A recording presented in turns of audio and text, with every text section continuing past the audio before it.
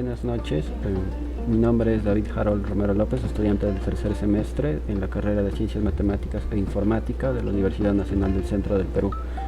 En esta noche me encuentro con Kevin Henry Ricaldi Wata, el cual es docente de matemáticas y me va a contar un poco, ¿no?, sobre su experiencia como docente.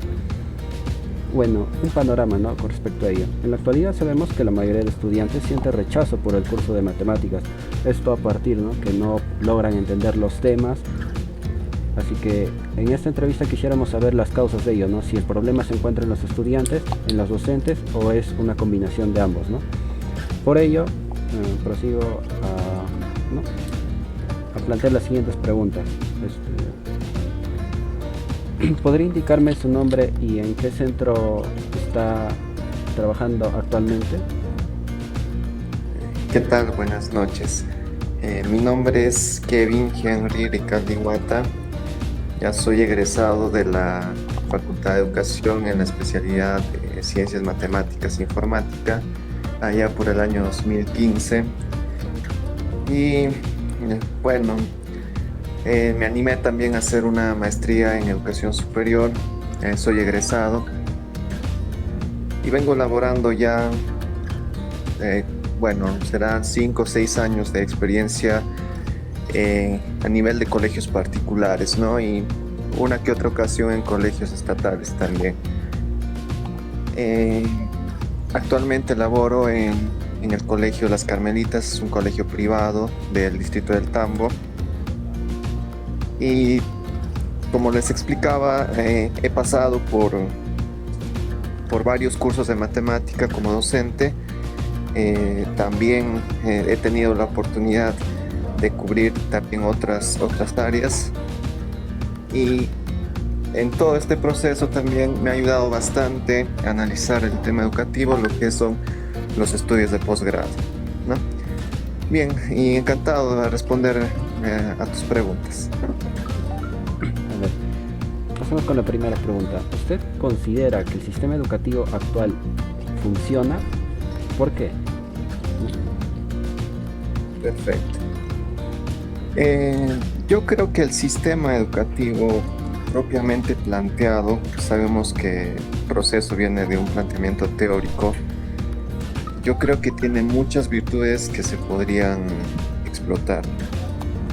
Ahí hay muchas cosas muy interesantes cogidas de experiencias de países latinoamericanos, donde estos sistemas han tenido quizás un resultado positivo. Pero creo que el principal problema en el Perú es que, como casi en todo, el punto viene en el proceso.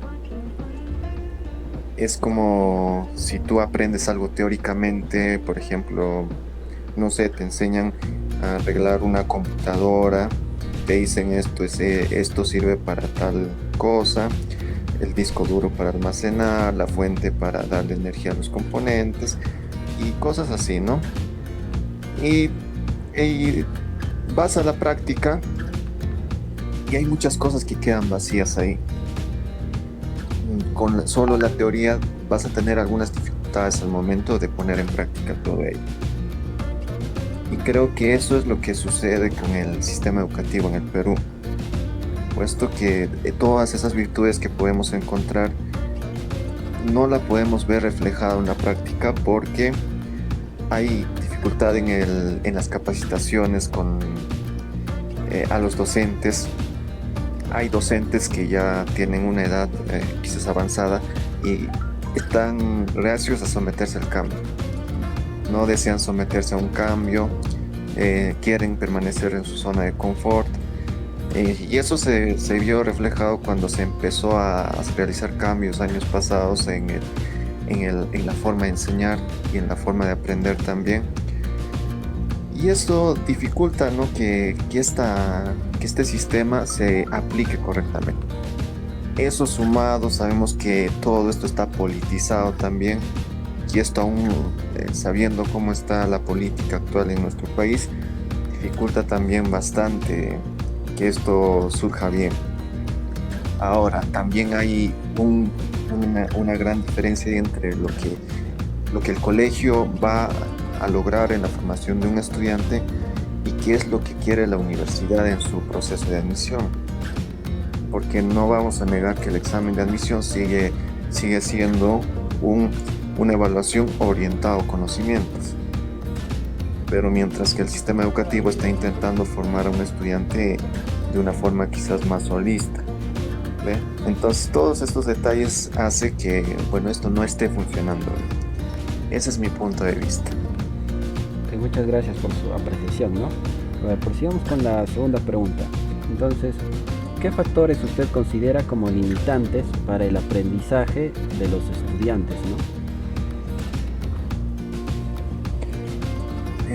Lo que sucede muchas veces al momento nosotros de elaborar el documento que planifica la hora de clases, que comúnmente conocemos como sesión de aprendizaje,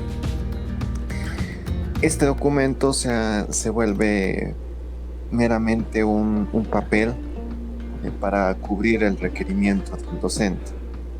Al docente se le pide, tiene que hacer su sesión de aprendizaje, tiene que hacer sus documentos, sus unidades y entregar una serie de papeleos.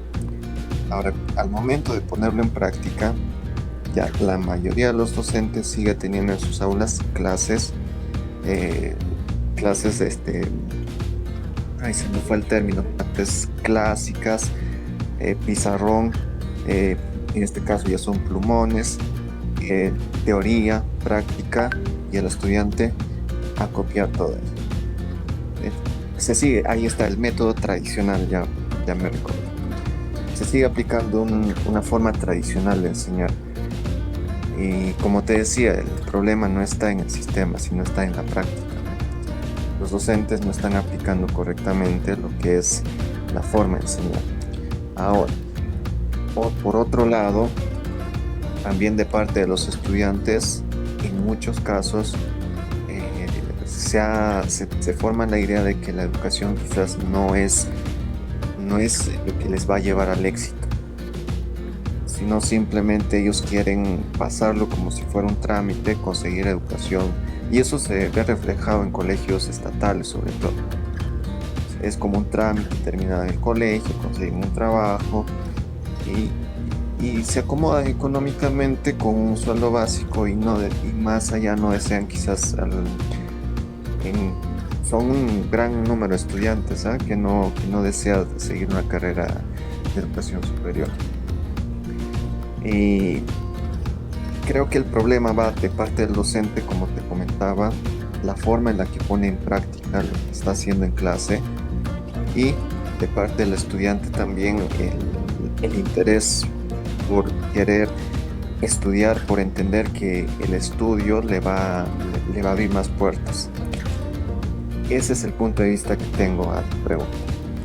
Ok, muchas gracias, ¿no? Ahora partamos allá a uno de los actores, ¿no? En el proceso de enseñanza-aprendizaje, que es el estudiante.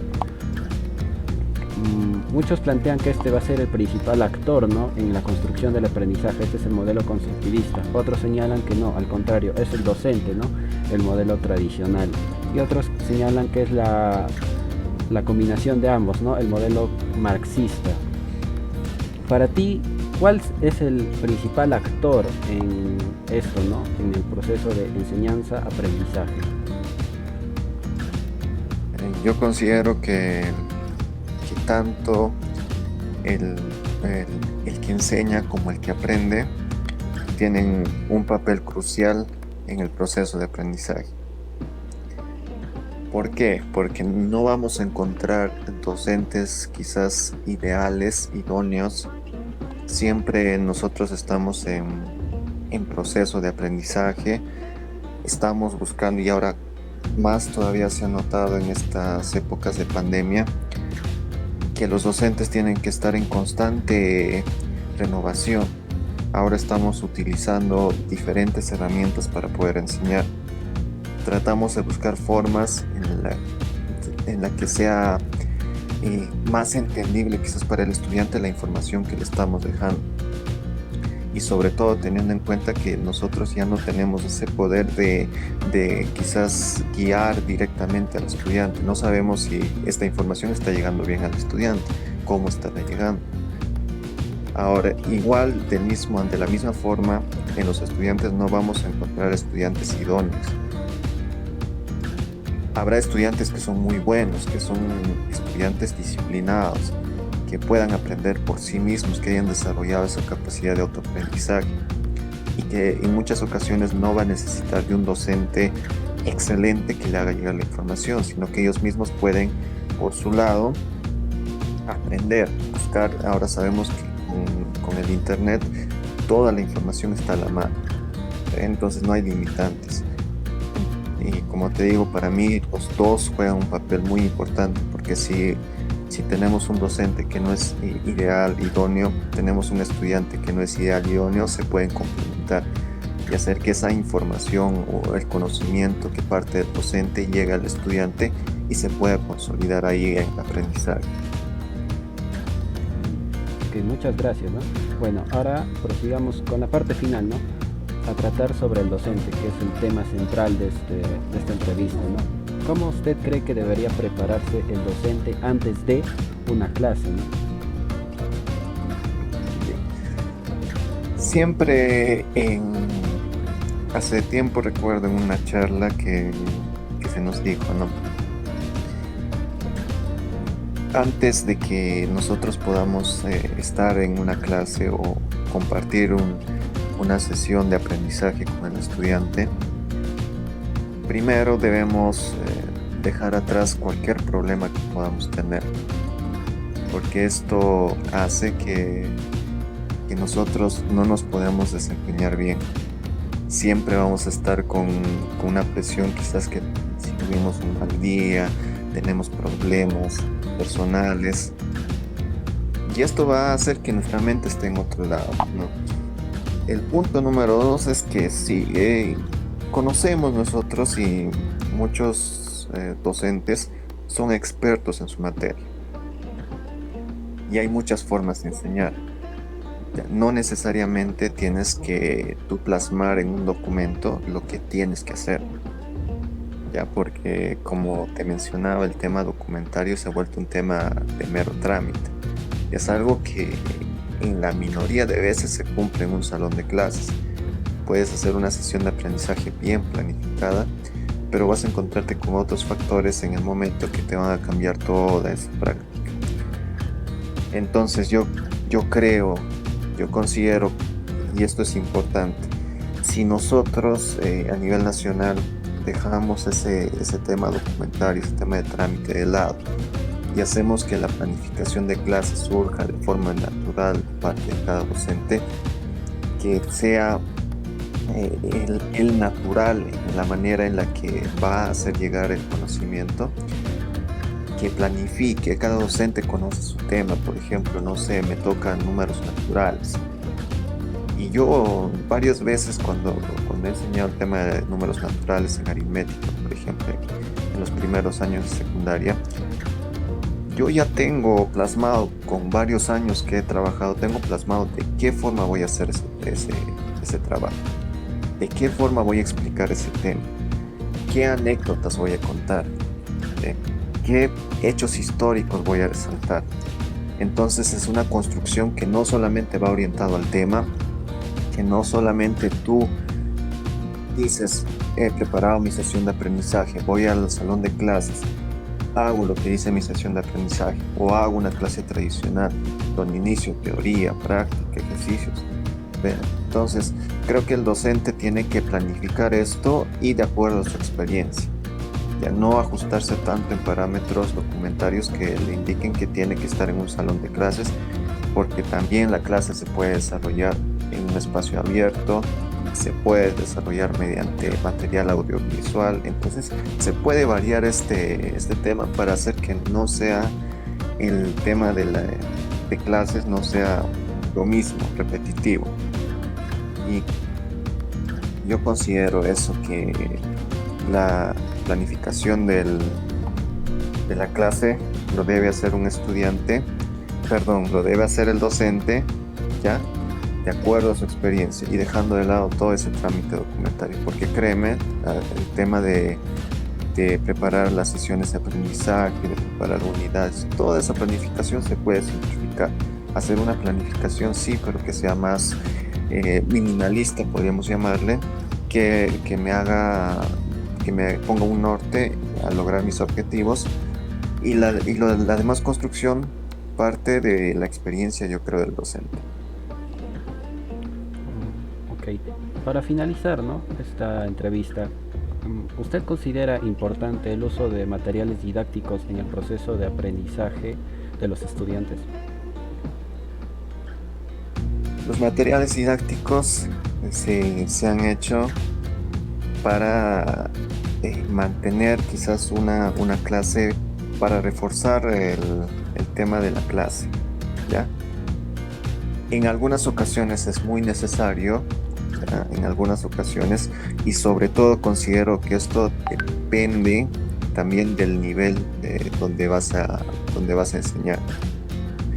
Porque muchas veces, por ejemplo, si nos vamos a quinto de secundaria, en quinto de secundaria tú llegas a un punto donde todos los estudiantes han trabajado ya la mayoría de temas en matemática y lo que tú tienes que hacer simplemente es ayudarles a formalizar más su aprendizaje. No tanto orientarte al aprendizaje concreto, porque en ese nivel ya tú tienes que enseñarles a tener un pensamiento más abstracto, que los problemas lo entiendan de forma abstracta para que, como sabemos, cuando lleguen a la universidad ya no sea un tema dificultoso que ellos estén leyendo, que estén interpretando, que estén quizás teniendo críticas constructivas o analizando diferentes temas, ¿no? El tema de los materiales didácticos sí juega un papel muy importante, sobre todo en el nivel primaria, quizás también en los primeros grados de secundaria. Y estos materiales didácticos sabemos que hay de muchos tipos, inclusive el material audiovisual, quizás, se me fue el tema, un software educativo que me permita, perdón, hacer la simulación por ejemplo, de una gráfica, de una función que me simule la gráfica, ayuda a visualizar mejor quizás en algunos casos, ¿ya? ¿Se debe aplicar materiales didácticos? Sí, pero no siempre. Ok, muchas gracias, Kevin.